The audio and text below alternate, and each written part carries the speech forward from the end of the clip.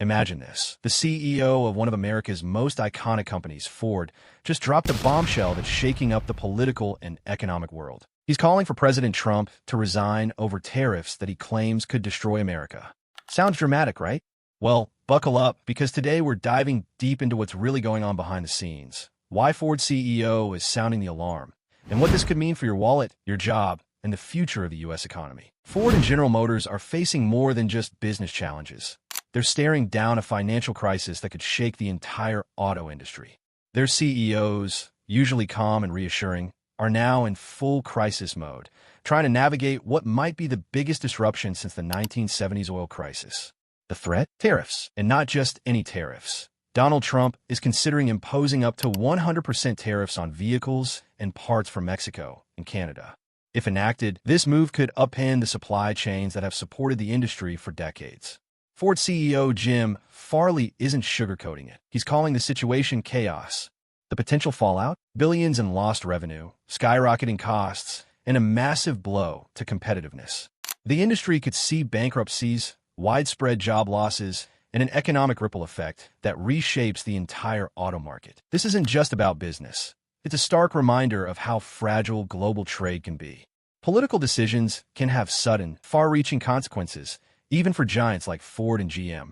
Despite their deep American roots, these companies rely heavily on manufacturing and sourcing parts from Mexico and Canada simply because it's far more cost-effective than doing so in the U.S.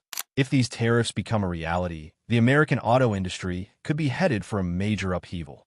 Take Ford, for example. It builds key models like the Bronco Sport and the wildly popular Maverick pickup truck in Mexico, taking advantage of lower labor costs, looser regulations, and a trade-friendly environment. GM does the same, operating a massive network of factories in both Canada and Mexico, producing millions of vehicles for the U.S. market, everything from compact cars to full-size trucks. Even vehicles that proudly wear a Made in the USA badge still rely heavily on foreign parts. Engines, transmissions, electronics, you name it, most of these essential components come from abroad. This deeply interconnected global supply chain is the backbone of the modern auto industry, keeping costs low and profits high. Now imagine the chaos if the U.S. suddenly slapped a 25% tariff on every vehicle and part coming from these countries, or worse, a 100% tariff on Canadian-made cars, effectively cutting off cross-border trade. Overnight, the cost of every car Ford and GM sell would skyrocket. That would leave them with two equally brutal choices: pass the cost on to consumers, meaning significantly higher prices across the board. But let's be real, in a competitive market, no one wants to pay thousands more for the same car, especially when foreign brands offer similar models at much lower prices. Absorb the cost themselves, which would shred already thin profit margins. Some models, particularly those with lower profit margins, might become completely unprofitable.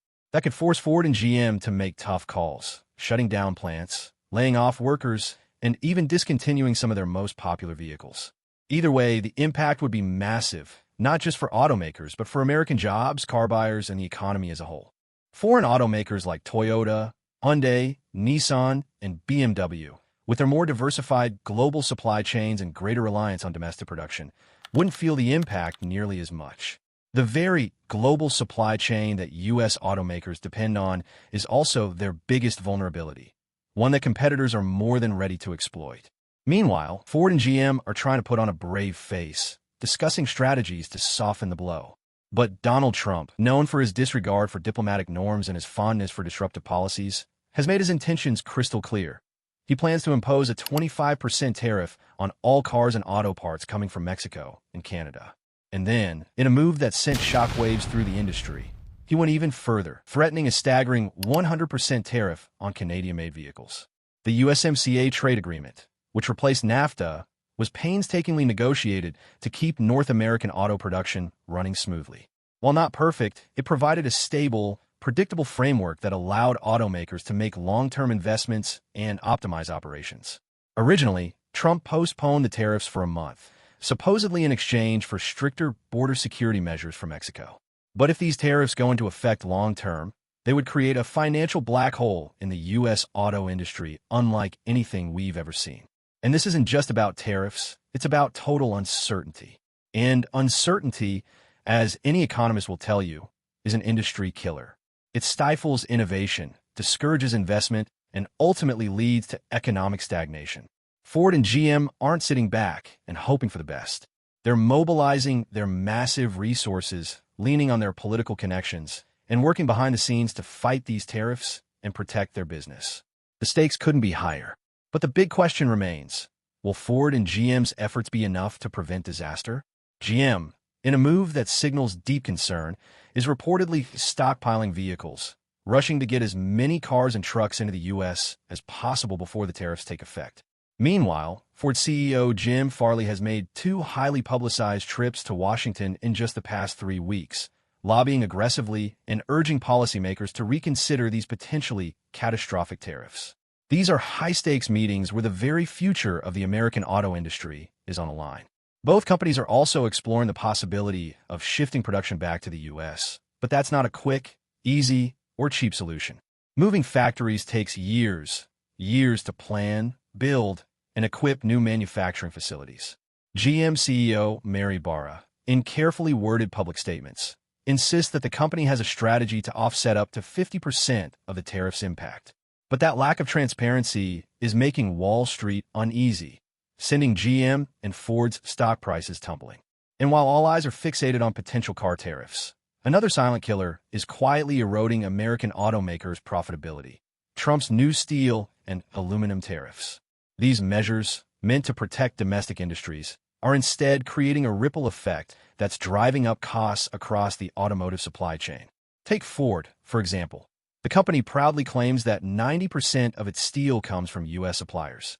But that remaining 10%, the specialized steel it has no choice but to import, is where the costs start stacking up, adding millions to annual expenses. For now, existing contracts may help keep prices in check, but not for long. The cost of future deals is about to skyrocket due to rising aluminum and steel prices. This isn't just a small bump in the road. It's a ticking time bomb. Over time, it will only get worse, pushing car prices higher, shrinking profits, and making investors nervous. These steel and aluminum tariffs might seem minor on their own, but they're like a slow poison, quietly eroding the competitiveness of the American auto industry. And if Trump's proposed car tariffs go into effect, the damage will be even greater. If this worst-case scenario plays out, some companies will be crushed, businesses will fail, and livelihoods will be destroyed. Ford and GM, they'll be battling rising costs, shrinking profits, and shrinking market share, fighting to survive in an increasingly ruthless industry. For American consumers, this means one thing: get ready to pay more for cars, trucks, and SUVs.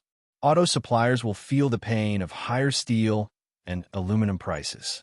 Meanwhile, foreign automakers like Toyota, Honda, BMW, and Hyundai will have the advantage, selling cheaper vehicles without the burden of tariffs, while Ford and GM struggle to keep up.